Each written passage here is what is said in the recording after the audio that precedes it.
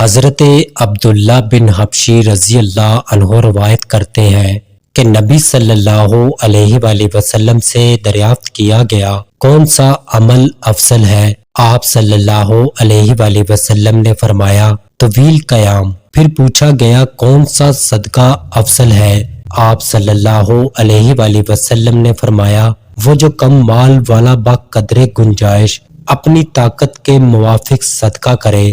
عرض کیا گیا کون سی ہجرت افضل ہے؟ فرمایا جس نے اللہ کی حرام کردہ چیز کو چھوڑ دیا۔ پوچھا گیا کون سا جہاد افضل ہے؟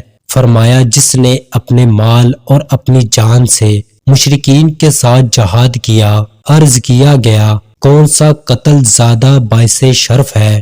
آپ صلی اللہ علیہ وآلہ وسلم نے فرمایا جس کا خون بہا دیا جائے اور اس کے گھوڑے کی کونچیں کاٹ دی جائے۔ اور نسائی کی روایت میں ہے کہ نبی صلی اللہ علیہ وآلہ وسلم سے دریافت کیا گیا کہ کون سا اعمال سب سے افضل ہے؟ آپ صلی اللہ علیہ وآلہ وسلم نے فرمایا وہ ایمان جس میں کوئی شک نہ ہو، وہ جہاد جس میں کوئی خیانت نہ ہو، اور حج مقبول۔ پھر عرض کیا گیا کون سی نماز افضل ہے؟ آپ صلی اللہ علیہ وآلہ وسلم نے فرمایا جس میں لمبا قیام ہو۔